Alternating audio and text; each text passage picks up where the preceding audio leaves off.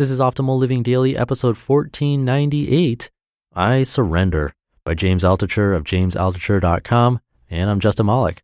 Happy Friday. Welcome to the podcast where I simply read blogs to you for free, covering personal growth and self-help topics like mindfulness, minimalism, self-care, meditation, and a lot more. Almost 1,500 episodes worth.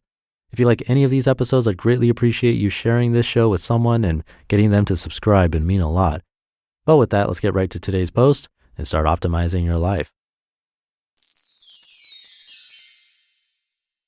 I Surrender, by James Altucher of jamesaltucher.com. I was going to go out of business or get sued. I had just started my fund of hedge funds, and on our 4th month in business, our main investor said, "I'm going out of business and I need my money back." Apparently, he had never told his investors that he was putting money in a fund of funds, and he had promised them their money back right away. I couldn't give him his money back for at least a year. He had given me around $20 million. I had to do something. I couldn't sleep at night. My lawyer said, "Why don't you just shut down?" And I was screaming back, "This is my life. I don't want to shut down." I'd wake up and think to myself, why am I here yet again? I would wake up and feel a clenching in my chest, and I would think, can I ever protect my family? Can I just once be happy? We all decided to meet in my lawyer's office. The investor had a tic that made his entire face crunch up every few seconds, like a piece of paper you want to throw out because it's a bill you can't pay. The meeting with my lawyer ended up with the investor throwing a chair at the lawyer and then running out of the office. He was scared. His CFO quit because he thought the investor was up to illegal activity. Let me tell you something. Every hedge fund is a crime. Of the 13 hedge funds I invested in, maybe 12 were engaged in some sort of criminal activity when I look back on it. But I was afraid to go out of business. I had a family to feed.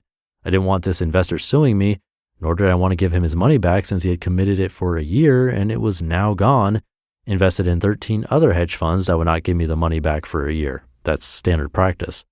So, I kid you not, I bought a book, The Tao of Star Wars, and I rewatched all the Star Wars movies. I think I bought in total 3 books about the Force. I meditated every day. I surrendered. It's hard to surrender. We're not used to that. We go for the frontier. We win wars. When I was a kid, we were taught that the U.S. has never lost a war. Somehow in 12 years of schooling, we never learned about Vietnam. You always seem to run out of time by the end of the school year. Surrender also has religious connotations. Most people I know went to graduate school of some sort. Grad school warps your brain. There should be ungrad schools that get your brain back into balance. Grad school intensifies your brain into a very specific area, whatever area it is, and that's enforced by the fact that all the people around you are being warped as well. Thank God I got thrown out of graduate school. But the word surrender makes people think of things that are very unacademic, even unintelligent, giving up without a fight. But I decided to surrender to this science fiction movie, Star Wars. I can't raise $20 million overnight, I would say, so I'll do whatever you tell me to do and it'll be okay. I give up. Which doesn't mean I just lied around in bed all day. I did everything I could to raise money, but I wasn't going to stress on it. Every day I meditated and would conclude with, I give up. I'm going to do all I can do, but I give it up to the Force to get me into the right situation. And I felt better after saying it. I didn't wake up in the middle of the night anymore. If you were one of my investors, you probably didn't know that I relied on a spiritual relic out of a movie made in 1977 to save my business. But it worked. $3 million here, $2 million there, $10 million there. Bit by bit, I got the $20 million. I paid this investor back. Rather than going to jail, he went on to start another successful business. And you know what I did almost as soon as he was out? I shut my fund of funds down. Everything smelled ugly. Every fund I was in disgusted me, with 1 or 2 rare exceptions. There were suicides that looked like murders. There was money that got misallocated to Switzerland and was never recovered. There were at least 2 Ponzi schemes. There were kickbacks. There were lawsuits. One manager stole money for his numbered account in Switzerland. Finally, I got an offer for my fund of funds. Some bank thought it would fit in nicely with their business. They raised money for companies. So if they also ran a fund of hedge funds that invested in companies, they could somehow tie it all together. Good for them. They made it a very generous offer, but they wanted me to sign a 6-year employment agreement, and if I ever left, then I had to return all of the money. My lawyer said, I thought slavery was banned a century or so ago. My business partner said, we can't take this offer. I was sad. I wanted to get rid of the business and I wanted the money. I was pacing up and down the lobby of the Chelsea Hotel. "We have to take it," I said. But Dan, my business partner, said, "If you sign this offer, then a year from now, you're going to be standing on the top of the Empire State Building debating whether or not to jump off." He knew me pretty well. So we shut it down. Our investors were upset at us. They still are. The irony being, we managed to save them from going through the entire housing crisis with us. If we had even shut down a few months later, then they would have gotten 40 cents on the dollar. Instead, they all made money. And then I surrendered again. My money was starting to run low. I needed something to happen. But I surrendered. I said, "I'm going to start 10 web businesses. I'm going to pour my heart into them. But that's all I can do. The rest is up to you, whoever you is." I surrender. If I ever found myself stressed, I would surrender again. You take care of it. Most of the websites I started didn't work out. For instance, Cutie.com or smarterstupid.com. I made a contest site where people could make their own versions of Hot or Not. I made site after site. None of them got any traction. But I started stockpicker.com and it took off, 1 million plus users a month. TheStreet.com then bought it, and I think it's still around, but barely. It's hard to really nourish a community while it grows. The street didn't know how to nourish properly. Now it's a little over a year since I started this blog. I want this blog to be my life somehow, to be the thing I'm most proud of.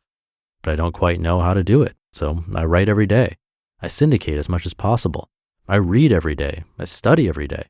I respond to emails and comments. I hold my Thursday Q&A on Twitter. I write books based on the ideas on this blog. I have a comic coming out soon based on this blog. And I surrender. You just listened to the post titled, "I Surrender" by James Altucher of jamesaltucher.com. And now, did you know that over $218 billion of food goes to waste in the US every year? That includes a mind-boggling 20 billion pounds of produce. Imperfect Foods is here to make a positive change. It's the only food delivery service that offers you perfectly nutritious food at a discount for you to save money and help reduce food wastage. Imperfect Foods sources from farmers committed to quality and delivers groceries to you for up to 30% less than grocery stores. The first grocery goodie box I received happened to have some of my favorite veggies like avocados and zucchinis. It's awesome to save money, eat healthy, and help reduce waste all at the same time. Other quirky looking but delicious produce you may receive include surplus coffee, slightly scarred almonds, and more. They have a lot more food than I expected. And Imperfect Foods has flexible plans where you can select seasonal produce alongside grocery staples. You can read about Imperfect Foods in the New York Times and Forbes, or ask any of their over 200,000 satisfied customers to learn more. Start saving time, saving money, and saving waste right now, because when you go to imperfectfoods.com/old, now through February 16th, you get $10 off your next 4 orders. There's a total of $40 off. Just go to imperfectfoods.com/OLD to get $10 off your next 4 orders. imperfectfoods.com/old and enter OLD at checkout. Now we're getting close to episode 1500. We're at 1498 now. My plan is to do something special, so definitely stay tuned. Can't believe we're already at 1500. That means almost 5 years of this show. That'll be coming up this year. Thank you so much for sticking around, sharing the show, and listening every day. It means so much and has completely changed my life and path. It's thanks to you and the authors that let me share their content. I definitely surrendered when starting this podcast, but don't get James wrong. It's easy to use the word surrender to mean giving up on everything, but you can give up parts of things, like the parts of life that are outside of your control. Kind of have to surrender there or you'll drive yourself crazy. So something to think about today. Have a great weekend if you're listening in real time. A happy Friday, and I'll catch you over the weekend where your optimal life awaits.